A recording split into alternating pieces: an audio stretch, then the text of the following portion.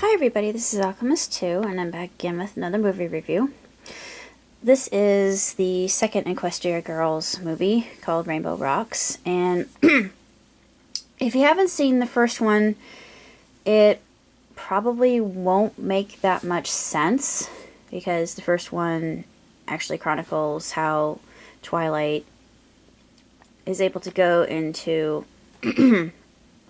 Canterlot High. She goes into another dimension where she's a human, and the layover from that, when they defeated Sunset Shimmer, was the element of harmony actually resides, and the girls, when they play, when the Sonic Rainbows play, they are actually able to transform into their bona fide forms, and it's really cool to see their transformation sequence, because I always, when I was a little girl, well, I'm not really a little girl, but when I was in high school and college, I really got into Sailor Moon, and then I got into Bishoho, the magical girl genre, and Sailor Moon was what started all that, I think. And that was the bismuth of Mahoujo Shoujo, I should say, magical girl. Pardon my tripping of the tongue there. It's not the easiest thing to say in any language, let alone in its original native tongue. But super senshi, basically.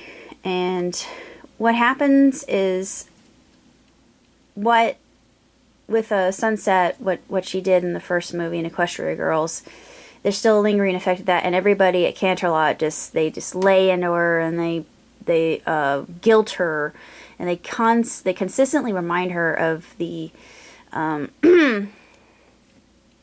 egregious errors back when she was more of a bad girl, and she's changed her ways. But then you have these sirens that come in. Adagio is the leader of the group, and she's got this crazy hair, even crazier than Pinky's or cheese sandwich or party favor for that matter in season 5. Yeah, it's funny I should mention that, because all the party horses have crazy hair, and the party horses are my favorite. But anyway, I'm getting off topic here.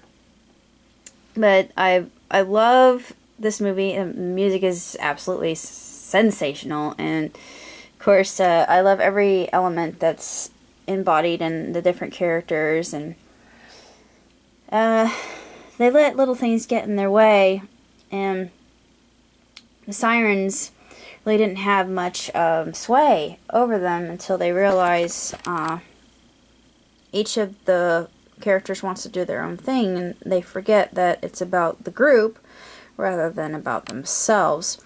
And that's the whole point that Friendship is Magic really tries to make, is the power of friendship, and how each of our talents make us unique. However, as part of a greater collective, it makes us that much stronger.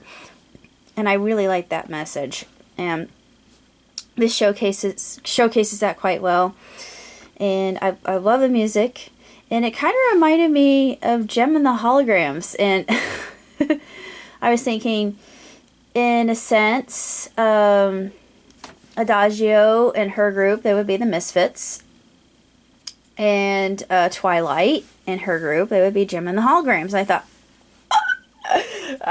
parallels, oh my lord, nostalgia. But I don't know, did anybody else notice that? And of course, there are a lot of cameos here. There's Snips and Snails doing rap, beatboxing, and then they had Derpy. And I love to see Derpy. She played a saw blade, and I thought that was so awesome, because you usually don't see that. And of course, in one scene, Pinky was explaining what instrument Twilight could play, and Twilight, of course, her voice is her instrument, as is Sunset. Sunset also plays guitar. which you find out later on, and when they realize they need her help in besting the sirens. But the sirens are actually banished to Canterlot High, and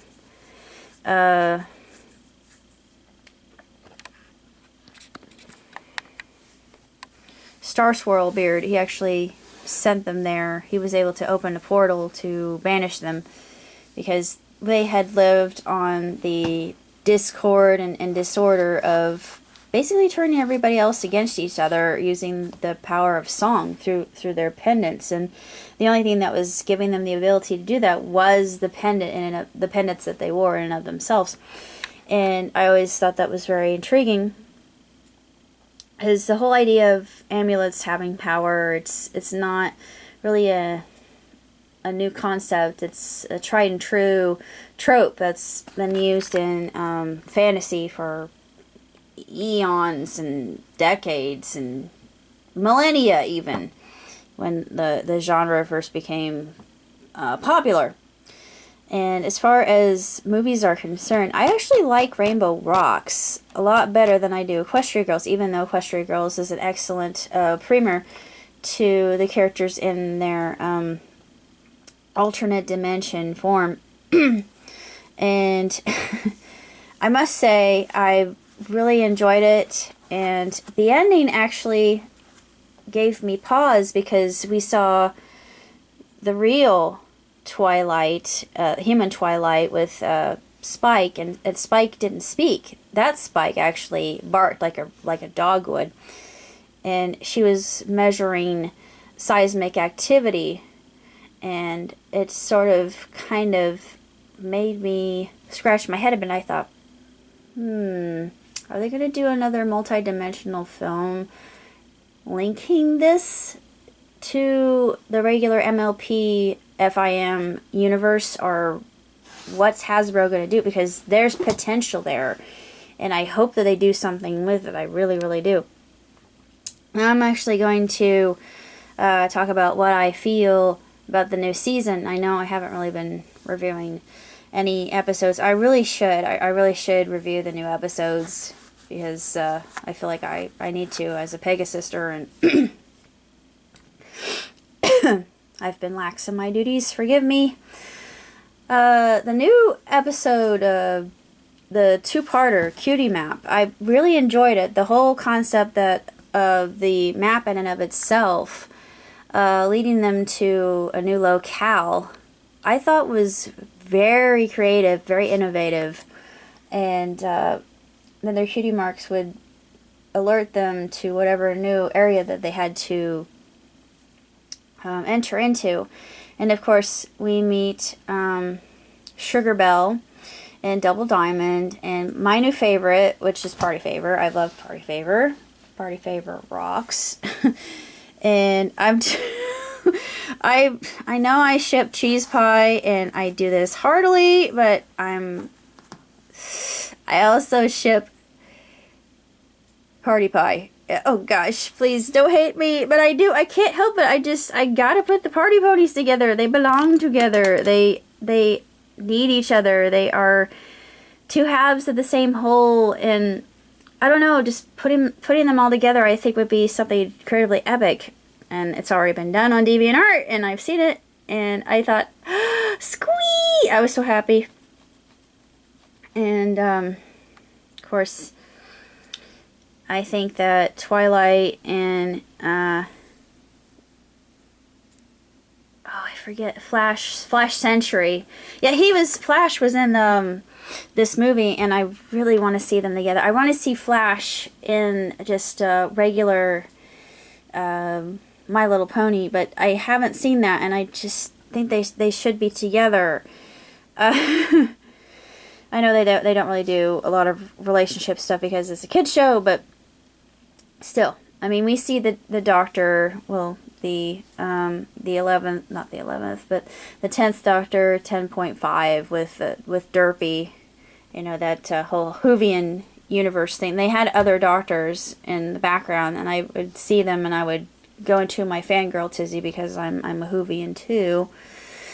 Yeah, I am a geek of all colors here, but yeah, actually I can show you a little bit of my geekdom there. No, I am not I am not ashamed at all. So there. Actually, I have, well, I got Pinky. Pinky, as I've said before, Pinky's my favorite. Pinky I relate to the most because when I was in middle school, I always wanted to make people like me, and yeah, I had quite a few friends, and I was a jokester, but then I realized people were laughing at me than with me, and it hurt. So I became more of a, well, I didn't really become a loner until my best friend stabbed me in the back and started hanging out with somebody else that she thought was cooler, and she was into boys, and I just wasn't really into boys at that time. I was more into Power Rangers and video games, and I was still kind of a tomboy. I'm still a tomboy. But I really didn't get into boys until high school-ish. I'm still kind of a late bloomer, so I really didn't care. I mean, I liked boys when I was in grade school, but I kissed my first boy in 3rd grade, but it just, I really didn't have an interest in guys until high school. Yeah, I think high school is when that really started taking off. But anyway, as I was saying, I got totally off track there. But I like the new season. I'm going to be doing more reviews of MLP FIM just because I feel like I can. And I always felt like I was a combination of Twilight and Pinky, because I'm an egghead. Let me just put it that way. I love knowledge. I love learning. I'm an eternal student. I'm always learning something new every single solitary day. I'm trying to teach myself Greek, which is not easy. I'm trying to learn German and Japanese, and of course I'm brushing up on my Spanish and my French, which I'm kind of moderately fluent in. I can hear, but I can't really speak that well. I speak very deliberately when a native speaker will speak to me, but I know words in different languages. Probably the most difficult that I'm trying to learn right now is Japanese, because there are no cognates, but granted, through my subtitled anime, I'm going to learn it someday.